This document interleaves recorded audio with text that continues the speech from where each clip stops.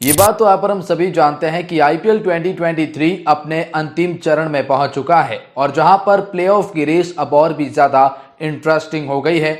अब मुकाबले नहीं, महामुकाबले खेले जा रहे हैं। एक एक मुकाबला बाकी टीमों के लिए समस्याएं पैदा कर रहा है तो फिर अपने लिए रास्ता बना रहा है। एक ऐसा ही मुकाबला खेला गया गुजरात टाइटंस और लखनऊ सुपर जायंट्स के बीच में। गुजरात टाइटंस की जीत के बाद गुजरात के दोनों पैर तो अब प्लेऑफ में पहुंच चुके हैं जहां उन्हें कोई बाहर नहीं कर सकते हैं, लेकिन लखनऊ सुपर जायंट्स की इस हार से मुंबई इंडियंस और रॉयल चैलेंजर्स बैंगलोर के लिए खुशखबरी आई थी और लखनऊ के लिए बड़ी मुश्किलें बढ़ चुकी हैं। तो इसके बाद में डबल हेडर का एक और मुकाबला खेला गया जहां राजस्थान रॉयल्स से भिड़ती हुई नजर आई सनराइजर हैदराबाद।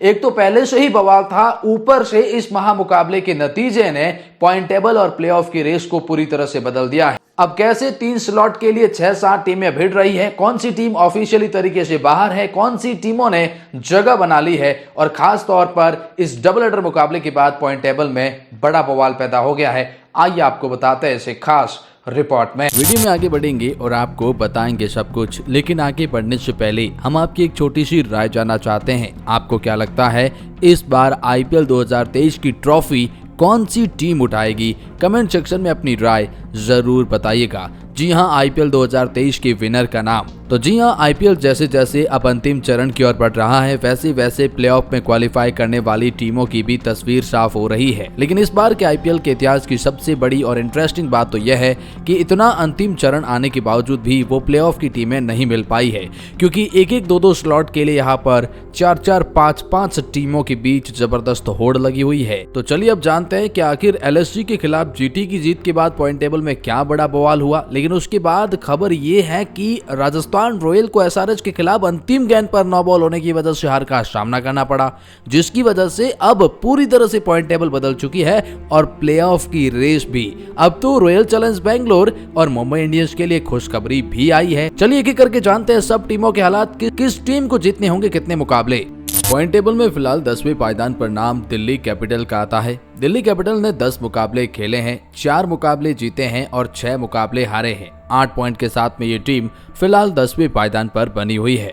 दिल्ली कैपिटल के लिए रास्ता इसलिए भी आसान नहीं बताया जा रहा है क्योंकि दिल्ली कैपिटल के बचे हैं जितने मुकाबले उतने जीतने जरूरी हैं। अब प्लेऑफ में जगह बनाने के लिए दिल्ली को 4 और मुकाबले खेलने हैं और चारों के चारों मुकाबले जीतने जरूरी है। अगर दिल्ली कैपिटल ऐसा कर पाती है तो ही दिल्ली कैपिटल प्लेऑफ में जगह बना पाएगी, वरना ये टीम प्लेऑफ से बाहर हो जाएगी।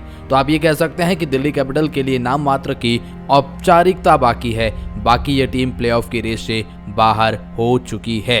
और ऐसा ही हाल सनराइजर हैदराबाद का है जो हमारे इस पॉइंट टेबल में 9th पोजीशन पर है। अब राजस्थान रॉयल के खिलाफ अंतिम 9 बॉल होने के बाद जो मुकाबला इन्होंने जीता है उससे इनकी उम्मीदें बरकरार है। आपको बताते हैं कैसे। 10 में से 4 मुकाबले इन्होंने भी जीते हैं, 6 हारे हैं, 8 पॉइंट इनके पास में भी है, लेकिन पॉइंट टेबल में ये 9th पोजीशन पर है। प्लेऑफ में जगह बनाने के लिए सनराइजर हैदराबाद को अब भी 10 मुकाबले जो खेले हैं इसके बाद 4 मुकाबले और खेलने हैं और चारों के चारों मुकाबले जीतने जरूरी है। अगर जे सनराइजर हैदराबाद ऐसा कर पाती है तो ही वो प्लेऑफ में जगह बना पाएगी, वरना सनराइजर हैदराबाद भी बाहर हो जाएगी। चलिए बात करते हैं पॉइंट टेबल की 8th पोजीशन की टीम यानी कोलकाता नाइट राइडर की। कोलकाता नाइट राइडर का हाल भी बेहाल है इस बार, क्योंकि कोलकाता की न तो बल्लेबाजी और न ही गेंदबाजी। 10 मुकाबलों के अंदर इन्होंने 4 मुकाबले ही जीते हैं, 6 मुकाबलों में हार का सामना करना पड़ा। 8 पॉइंट के साथ में ये टीम 8वें पायदान पर है। इस टीम को भी प्लेऑफ में जगह बनाने के लिए बची हुई 4 के 4 मुकाबले जीतने जरूरी है। अगर चारों के चारों जीत पाते हैं तो ही आप प्लेऑफ में जगह बना पाएगी, वरना ये टीम भी बाहर होती हुई नजर आएगी। तो अब आप ये भी कह सकते हैं कोलकाता, दिल्ली और हैदराबाद लगभग नहीं बल्कि आप मान सकते हैं ये बाहर हैं, मात्र औपचारिकता बाकी है कि ये टीमें जगह बनाएगी, क्योंकि बचे हुए सारे मुकाबला जीतना नामुमकिन है।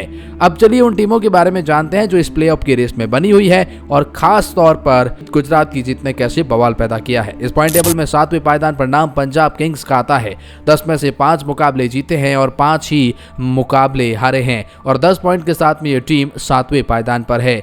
पंजाब किंग्स के लिए यहाँ पर क्या समीकरण बनते हैं कि बचे हैं 4 मुकाबले मुकाबले और उसमें से 3 मुकाबले भी जीत जाती है ये टीम, तो बिना किसी दूसरी टीम के ऊपर डिपेंड हुए भी पंजाब किंग्स प्लेऑफ में जगह बना सकती है। इसलिए पंजाब किंग्स के लिए रास्ता आसान तो नहीं है, लेकिन खुला जरूर है और 4 में से 3 जीतने हैं। ऐसा ही हाल मुंबई इंडियंस का भी है। पॉइंट टेबल में 6वें पायदान पर मुंबई इंडियंस है। 10 में से 5 मुकाबले जीते हैं, 5 ही हारे हैं। 10 पॉइंट के साथ में ये टीम 6th पोजीशन पर है। मुंबई इंडियंस को भी बचे हुए मुकाबलों में से जीतने जरूरी है।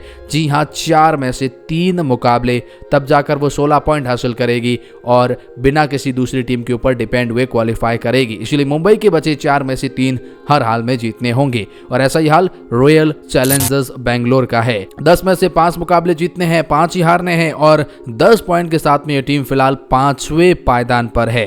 अब हम आपको यह भी बता दें कि इनके लिए समीकरण मुंबई के जैसा ही है। बचे हैं 4 मुकाबले और उसमें से 3 मुकाबले हर हालात में जीतने जरूरी है रॉयल चैलेंजर्स बेंगलोर को भी।